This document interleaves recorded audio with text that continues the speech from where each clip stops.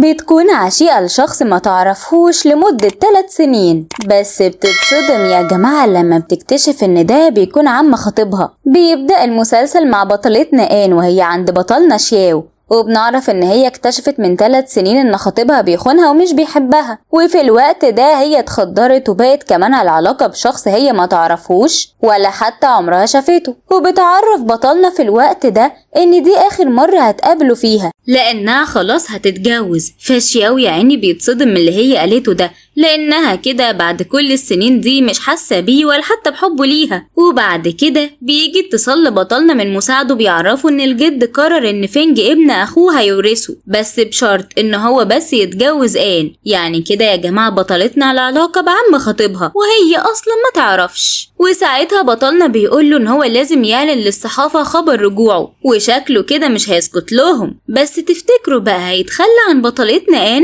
ولا مش هيسيبها؟ وهي فعلا هتكمل مع بطلنا ده ولا مع خطيبها؟ ويا ترى كمان هيكون ايه رد فعل الجد لما يعرف؟ هنفكر كتير ليه؟ يلا بينا نبدأ. تاني يوم بتوصل آن الشركة، بتلاقي خطيبها فينج مع عشيقته بي ومبسوطين جدا، لكن اول لما بيشوفوها بيتضايقوا قوي. وفينج بيقول لأنا وانت بتعملي ايه هنا؟ فبتعرفوا ان الجد طلب منهم ان هما لازم يرجعوا البيت علشان خاطر يستقبلوا العم. وفينج بيستغرب جدا وبيقول ايه ده بقاله بتاع 3 سنين مرجعش، اللي جابه دلوقتي ده؟ وبيكلم آن وبيقول لها ما تنسيش ان انا اللي انقذتك زمان، فلازم طبعا ترديلي الجميل ده ونكمل جوازنا قدام الجد علشان خاطر احصل على الشركة. فبتقول له آن فاكرة ومش لازم بقى كل شوية تفكرني ان انت اساسا اللي انقذتني. وفي نفسها بتقول كنت سبتني مت ارحم من ان انا اشوفك. وبتقوله الحرباية بي حبيبي انت وعدتني انك انت حتى لو اتجوزت آن مش هتيجي جنبها اصلا. فبيقول لها طبعا يا حبيبتي انا اصلا مش بحب غيرك. وآن بتفضل تضحك وبتبقى يا عيني تعبانة قوي من تلزيقهم ده، وبتقول لهم سبحان الله اول مرة اشوف حرامي في حياتي بيطلب بحقه. قصدها طبعا على الحرباية اللي سرقت منها خطيبها. بس انتوا بقى مصدقين ان فينج ده ممكن فعلا يضحي بحياته علشان خاطر ينقذ بطلتنا، ولا في حاجة تانية وهو كذاب؟ المهم بعدها آن بتقول لنفسها ان هي مستنية فينج بس يورث من عيلة جي علشان خاطر تسدد له تمن انقاذه حياتها وتخلص منه بقى. وبترجع آن وفينج بيت عيلة جي، واول لما بتوصل بتتصدم يا جماعة لما بتشوف شياو، وبتكون حاسة كده انها الله اعلم تعرفه. طبعا هي مش عارفة لانها عمرها حتى ما شافته. اما بقى فينج فبيقول لشياو انت ايه اللي جابك هنا؟ مش كنت برضو يعني مريحنا منك؟ وبتفضل آن مركزة مع شياو جدا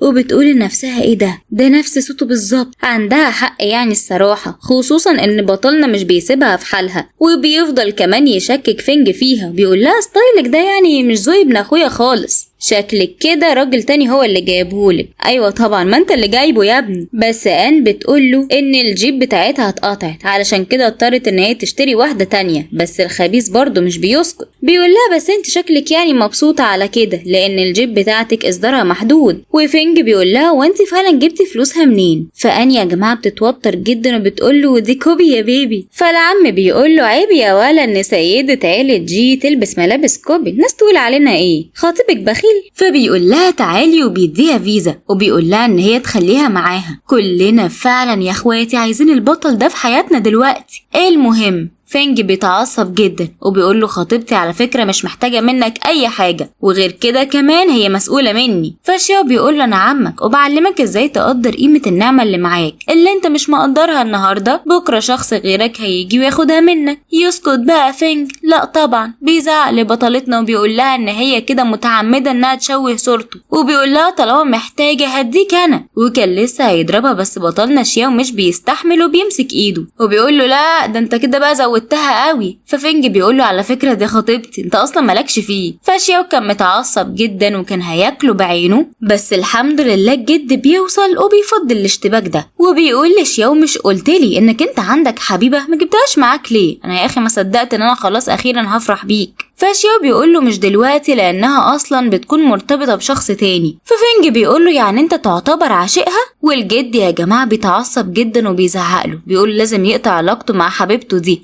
وبيمشي، وبالليل بتخرج آن وشياو بيكون وراها وبيضايقها وبيسألها لو هي حاسة انها تعرفه، فبتتوتر جدا وبتمشي. تاني يوم بيجي اتصال لفنج من الحرباية بيه ان هي تعبانة، فبيروح لها وبيسيب آن لوحدها، وشياو بيروح لها وبيقول لها خطيبك راح لحبيبته وانت كمان مش عايزة بقى كده يا حلوة تدوري على حبيبك؟ بيلعب بأعصابها كل شوية المفتري. فأن بتقوله انت من امبارح عمال تهددني، لو عندك دليل طلعه. فمش بيرد عليها خالص، بيقولها تعالي معايا هوصلك. ولما هي مش بترضى بيهددها ان هو هيوري الدليل للجد. وفعلا يا جماعة بتروح معاه ومش بتقدر تتكلم نص كلمة. وطبعا البي بيكون فرحان جدا ان حبيبته راكبة معاه، وبيعرض عليها ان هي تسيب فنج وترتبط بيه هو. فبترفض طبعا، بتقوله انت لو اخر راجل في الكون عمري ما هتجوزك. وهو يعني بيتألم جامد قوي من كلامها ده، بس برضه بيهددها ان هي لو موافقتش هينشر صورها هي وحبيبها. فأن بتقوله بقولك ايه، اعمل كل اللي انت عايزه،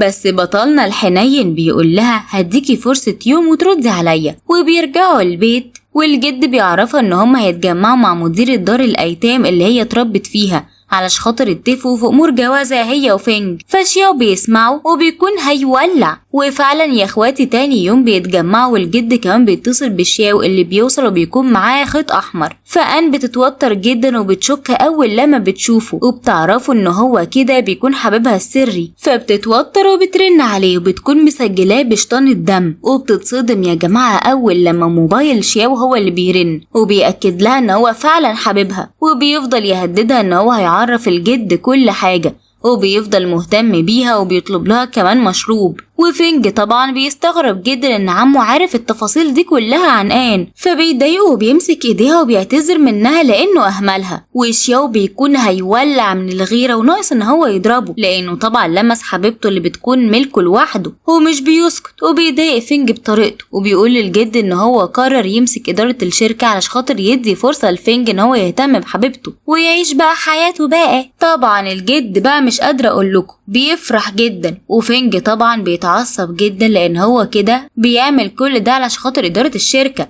وأن بتحاول انها تهديه، بس برضه هو بيتعصب عليها وبيكب عليها المشروب. فهي يعني بتروح تنضفه، وشياو بيتعصب وبيطلع وراها على طول. فبتخاف جدا، فبيقول لها مالك في ايه، شفتي شبح ولا ايه؟ بتقول له لا مفيش فرق بينكم اصلا. وكانت هتهرب، بس شياو بيمسكها وبيقول لها بتهربي ليه؟ ها خايفه يعرفوا اللي بينا؟ وهي بتقول له هو انت زي ما كنتش عايش هنا. فبيقول لها ان مفيش حاجه تمنعه من ان هو يشوفها. فبتقول لنفسها ايه ده، هو كان بيسافر بالطياره كل اسبوع علشان بس يشوفني؟ سلمولي بقى يا اخواتي على الحجج والاعذار، المهم مش هاجي على الجرح. بتقول انها خلاص هتتجوز كمان اسبوع ولازم ينسوا كل اللي حصل ما بينهم. فبيقول لها ان هو مش هيقدر ينسى. فأن بتقوله يعني هتعمل ايه يعني؟ فشياو بيستغل الفرصة دي وبيقول لها ان هي تديله بوسة في خده وهيقول لها على طول. وبيوصل فينج وبيسأل أن لو هي شافت عمه، وطبعا بنتنا بتتوتر جدا. وساعتها شياو بيتعصب وبيضايق آن، فبتهرب منه قبل ما فينج ما يشوفهم. وبتقول لفينج معرفش. فبيقول لها على فكرة انا خدت بالي من كلامك انت وعمي، بس افتكري بقى يا حلوة ان انا اللي انقذتك، وبفضلي انت لسه عايشة فما تنسيش ده. وبيقول لها لما تتنقل للشركة ما تعرفش حد انها يتيمة. تاني يوم يا جماعة بتتنقل فعلا آن للشركة، وكل زمايلها اللي في الشركة بيكونوا مبهورين جدا بيها، وانها كمان بتكون حفيدة الجد. بس الحرباية بي مش بتستحمل ده، وبتعرف الكل انها اتربت في دار ايتام، والكل بيتكلم عليها وبيقول ان الجد كده اشتراها. وفينج طبعا بيتعصب على آن جدا وبيزعق لها، وهي بتقوله ان بي هي اللي عرفت الكل مش هي. بس بي بتكذبها وبتقول لها ان هي عملت كده علشان خاطر عايزة تحمي دار الايتام. وطبعا يا اخواتي كلنا عارفين ان فينج هيصدق الحرباية، وبيتعصب وبيهدد آن ان هو بكده هيهدم الدار. فبتفضل تتوسل ليه وبيضربها وبيمشي. فبتجري ورا فينج وبتوصل الدار، وبتلاقي الحرباية بيه هناك، وبتعرف مديرة الدار بقرار الهدم ده وبتتخانق معاها. وبعدها بتدخل تشوف الأطفال وبتحتار ازاي هتحمي المكان ده. وبتروح بعد كده لشياو وبتطلب منه ان هو يساعدها ويمنع قرار هدم الدار. فشياو بيقول لها صعب جدا لان القرار ده خلاص هما صدروه، بس هي بتقدر انها تقنعه بطريقتها اللي بتخلي قلبه يخضع ليها، ومش بيرفض لها طلب خالص.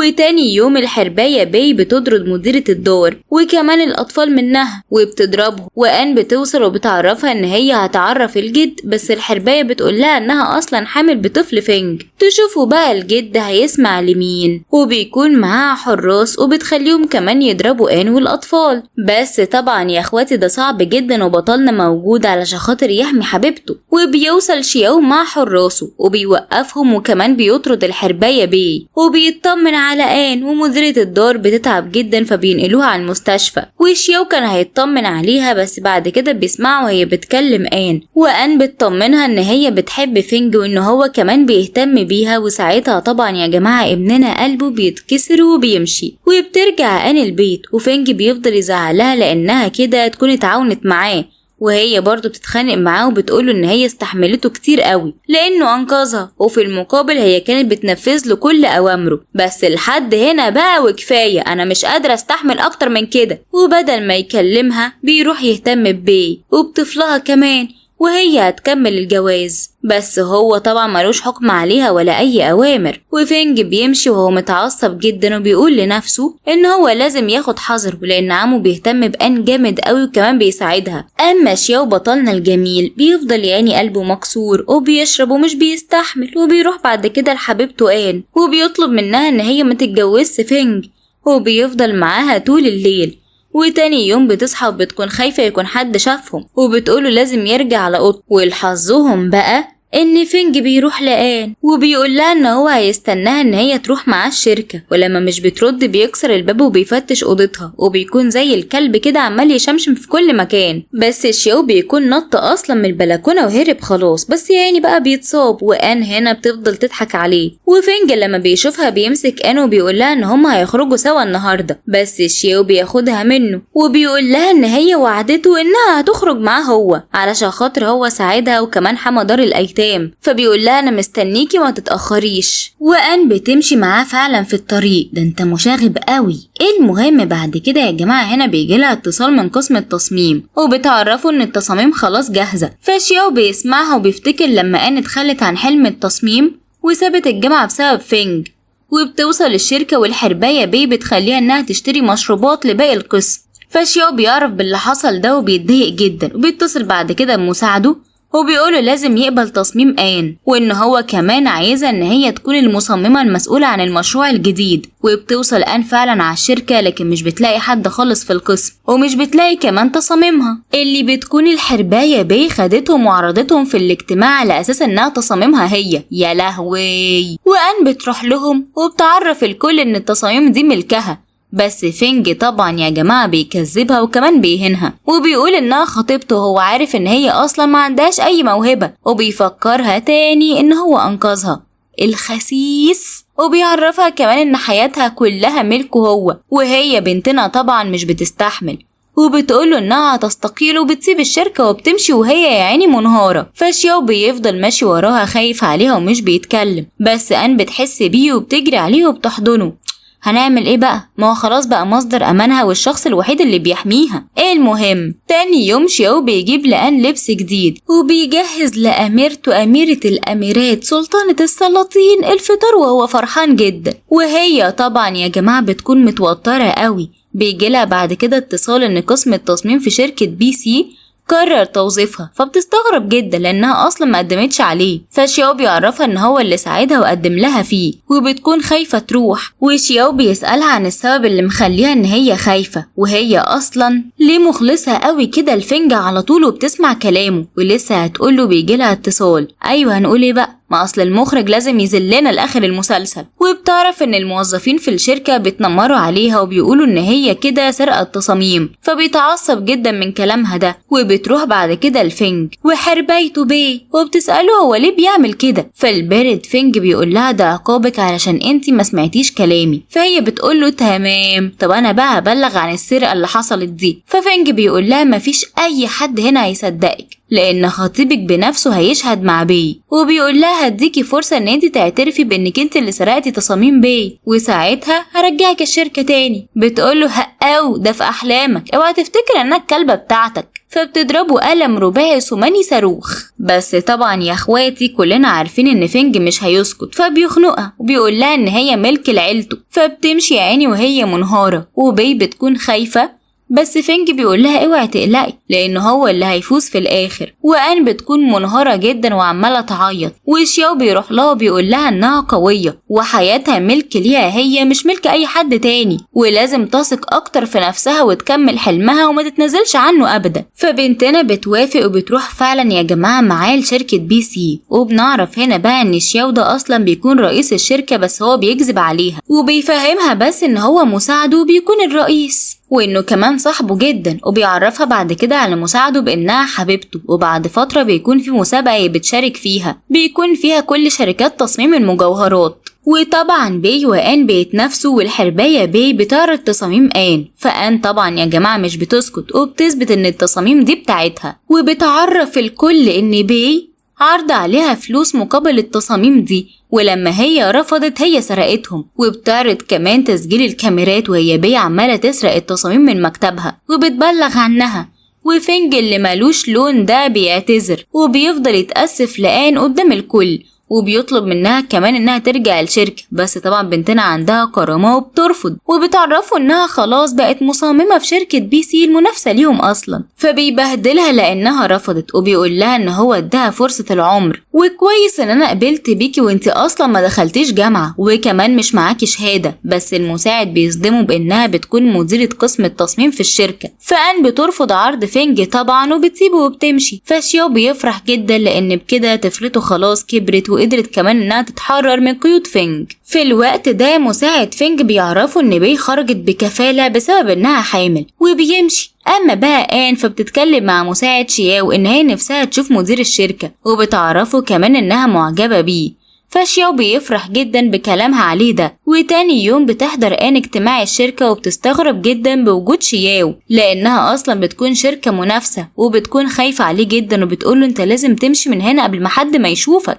فبيوصل المساعد وبيعرفها ان شياو ده بيكون اصلا رئيس الشركة، وبتتصدم يا جماعة في الاول، بس بعد كده بتفرح جدا وبتفضل كمان تشرب معاهم. اما بقى الحرباية بي فمش بتتهد، وبتفكر كمان ازاي تدمر ان، وبتجيلها الفرصة لما بتشوفها مع شياو وهو شايلها، فمش بتعرفه، بتفتكروا ان ده بيكون رئيس شركة بي سي، وبتقول لها انها على علاقة معاه، بس طبعا هي مش بتلحقها. اما بقى ان وشياو بيكونوا مش مركزين اصلا، وكل واحد فيهم بيعترف بحبه للتاني. وتاني يوم ان وفينج بيروحوا للجد اللي بيزعق لفينج جامد قوي، وبيقولوا ان هو لازم ينظف الفوضى اللي هو عملها دي، وبيعتذر لآن. بس البارد بيقول لآن ان بي اجهضت بسبب الضغط اللي هي اتعرضت له، وهو هيهتم بيها. فهي بتفضل تتكلم مع الجد بخصوص الفرح وتهتم بتفاصيله، فبيمشي. اما بقى ان فبتروح لشياو وبتعزمه كمان على فرحها. وتاني يوم في الفندق اللي فيه الاحتفال ان بتروح بفستانها لشياو، والحرباية دي اللي بيكون اسمها بي بتراقبها، وكمان بتبلغ الصحافة بان هي على علاقة بمديرها، وبتبلغ الجد وفينج وكمان باقي العيلة. فالجد بيفضل يزعق لفينج جامد جدا، وبيسأله هو انت زعلت شياو عشان كده هو اتأخر على الفرح؟ بس الحرباية بي بتقوله انها اصلا بتخون فينج مع مديرها، فبتاخدها للأوضة وكمان معاهم الصحافة كلهم. وفينج الواطي ده بيتهم ان انها بتخونه. بس الصدمة بقى هنا يا جماعة لما بتكون ان اصلا مع المساعد ورئيسة مجلس الادارة، فان بتعرفهم انها هنا علشان بيكون عندها شغل ولازم يتنفذ. فقلت اجي اخلصه وارجع الفرح تاني، لان بيكون رئيس الشركة هو اللي طلب مني تنفيذه. وبتعيط وبتعمل بقى نفسها يعني انها عبيطة وكده. فبي بتقول لهم دي كذابة لان انا شفتها مع رئيس الشركة وهي جاية تقابله. وساعتها يا اخواتي شياو بيظهر وبيعرفهم بان هو اساسا بيكون رئيس الشركة، ولو في اي حاجة تقدر تسأله هو وتتأكد منه. فالجد بيفرح جدا ان ابنه هو اللي بيكون رئيس الشركة المنافسة، وانه كمان نجح من غيرهم، وبيكون فخور بيه جدا وبيدافع عنهم، وبيقول ان استحالة يكون في اي علاقة ما بينهم، دول تربيتي. شكلك كده يا جدو معرفتش تربي خالص. المهم الجد بيطرد بيه احسن. اما بقى ان بنتنا فبتستغل الفرصة دي وبتطلب من الجد انها تنهي الجواز خالص مع فينج، لانه طبعا بكده هو مش بيثق فيها، وفينج بيفضل يتوسل ليها وبيطلب منها ان هي ما تلغيش الجوازة، بس ان بتقوله انا لو ما لغيتهاش هيكون وضع طفل بيه. ايه بقى ابنك ذنبه ايه؟ فالجد بيوافق وبيقول لها ان هو مش هيجبرها على اي حاجة. وبعدها فينج بيتخانق مع بي على تصرفها ده وبتقع من على السلم وبتنزف. اما بقى يا اخواتي ان وشياو بيرجعوا البيت مع الجد اللي بيكون عايز اصلا يجوزهم، فالجد اشتغل خطبة خلاص، بس شياو بيقول للجد ان هو اصلا مرتبط. فان بتقول لنفسها وايه العبث ده بيفكر في ايه؟ ده كان هيموت علشان بس وافق ان انا اتجوزه. فشياو بيقول لنفسه خليني بس كده اعرف رايها الاول اللي مغلباني بنت اللذينه دي. والجد بيزعق لشياو لان هو لسه مرتبط بحبيبته الخاينه. فشياو بيقول له اوعى تقلق يا جد انا خلاص فسخت الخطوبه. فالجد طبعا يا جماعه بيتعصب عليه جدا وكان لسه هيضربه، بس ان بتهديه وشياو بيمشي. وبعد كده الجد بيطلب من ان هي تعمل له قايمه باسماء صاحباتها اللي لسه ما اتجوزوش، وتجيب كمان صورهم علشان خاطر تعرضهم على عمها. طب تعمل ايه بس يا جد واحنا عايزين نجوزهم، انت كده بتبعدهم. وفعلا هي بتفضل تدور معاه على البنت اللي بيحبها وتشوف كمان منهم المخطوبه. فان بتقول له حاضر يا جد من عينيا. وتاني يوم في الشركه الجد بيعمل اجتماع وكل المساهمين بيطالبوا ان شياو يكون رئيس الشركه، وده طبعا بسبب نجاح شركته. وفينج يا جدعان بيولع. اما بقى ان فبتروح للجد وبتعرفوا ان كل اللي في الشركه متجوزين وكمان كبار في السن، فبيخاف طبعا ان ابنه يكون عنده عقدة وبيحب واحدة ست اكبر منه. فان بتقول له اكيد لا يعني. وبيوصل فينج وبيكون شارب على الاخر، فالجد بيزعقله. وان بعد كده يا جماعة هنا بتاخد الجد وبتمشي. وبعدها فينج بيروح لها اوضتها وبيفضل يضايقها، فهي بتفضل تصرخ وبتنادي باسم شياو اللي بيجي لها فجأة وبيحميها وكمان بيضرب فينج. وبياخد ان وبيطمنها وكمان بيعترف لها بحبه وبيطلب منها الجواز. فهي بتقوله ان هو لازم يديها فرصة، فبيفرح جدا ان اخيرا في امل، وبيقول لها ان هو عنده رحلة عمل يرجع يلاقيها بقى مكررة. المهم ان بعد كده بتروح دار الايتام، والمديرة هناك بتوريها رسمتها هي وصديقها وهما لسه اطفال، وبتعرفها ان ده بيكون شياو. فطبعا يا اخواتي ان بتفرح جدا وبتبعتها لشياو على طول اللي بيفرح قوي انها اتعرفت عليه. وبيخلص الصفقة وبيرجع. في الوقت ده ان كانت بتتكلم مع الجد وبتتعب، فبتكشف وبتعرف انها حامل. وفينج بيراقبها وبيكتشف فعلا بانها حامل، بس السايكو بيقول لنفسه ان هو هيفضل وراها وكمان هيكون اب لطفلها. في الوقت ده بقى هنا في عربية كانت هتخبط فهو بيحميها وبيتعب جدا، والدكتور بيعرفها ان هو مصاب بالربو علشان كده تعب. وبتفتكر يوم ما هو انقذها وبتروح له وبتعتذر منه، فهو برضه بيحملها الذنب وبيفضل يلوم فيها. وبيعرفها ان لو حد عرف انها حامل في طفل عمه الشركة هتتدمر وهتقع. فشياو بيرجع والجد بعد كده بيصدموا ان حامل بطفل من فينج، وانهم كمان رجعوا لبعض. فطبعا يا اخواتي شياو هنا بقى بياخد الصدمة ومش بيصدق اصلا، وبيمشي يا عيني وهو منهار وبيفضل يشرب. وبعد فترة الجد بيعرف ان حبيبة شياو سابته، فبتقوله هو انت عرفت ازاي؟ فبيقول لها من حالته خاسس قوي ودانه قدامه كده مترين ومكتئب جدا. فقال لما بتسمع كلامه ده يا عيني بتفضل تعيط وهي قاعدة لوحدها. وفي يوم من الايام بتشوف شياو مع صديقته، وفينج بيقول لها انها حبيبته. فشياو طبعا مش بيكذبه، لكن ان بتتصدم منه جدا وبتفضل تفكر فيه. ومساعد شياو بيقوله اوعى تستسلم ولازم يفضل ورا حبه. ففينج بيفضل برضه يهدد ان هي لو ما خلصتش التصاميم للشركة هيعرف الكل انها بتكون حامل من طفل من عمه. وبعدها على طول بيروح يتفق مع صاحبه على شياو ان هما لازم يوقعوه. وفعلا يا جماعة بيبعتوله رسالة من موبايل ان هما لازم يتقابلوا، وبيكون في مخدر في الأوضة. بس الغبي فينج مش بيمسحها من عند اللي أول ما بتشوفها على طول بتخاف جدا وبتروح لشياو جري وبتلحقه فعلا يا جماعة وبتكون خايفة عليه جدا. بس هو بعد كده بيفضل يهديها وبيكون بعد الحرباية عنه وهي بتطمن عليه. والجد بيوصل وبيشوفهم بس بيسيبهم وبيمشي. فان بتخاف وشياو بيعرفها ان هو اللي كلمه اصلا وجابه. فان بتفضل تزعقله وشياو بيعرفها ان هو كان عارف بخطة فينج دي وعارف كمان انها بتحبه. وبيعرفها ان هو كمان راح لدار الايتام وهناك بنت من البنات نادته ببابا وعرفته كمان بانها عارفة لان هو بيكون شبه الصورة اللي هي رسمتها لحبيبها. وعرفته كمان إنها كانت بتعيط وهي بترسمها، وخليته يشوف اللوحة اللي رسمتها له وبيعرف منها السبب اللي خلاها إن هي تبعد عنه، فبيعترف لها بحبه. وهي بعد كده كانت هتروح للجد، فبيقول لها إيه، ما شفتيش إن هو قفل الباب؟ وبعد فترة يا إخواتي بيجي بعد كده ميعاد ولادة آن، والشياو يا عيني بيخاف عليها جدا وبيشيلها وبيجري بيها، فبتفتكر يوم ما هو ما انقذها في الاسانسير وبتعرف كده ان هو منقذها، فبتسأله فبيقول لها وانت لسه عارفة يا عبيطة انا بحبك من زمان قوي. وتوتة توتة خلصت الحدوتة. ما تنسوش ان انتوا تفعلوا الجرس علشان خاطر يوصل لكم كل جديد، وكمان قولي رأيكم في الكومنتات، ويا ريت ما تنسوش اللايك، واشوفكم في الملخص الجاي. سلام.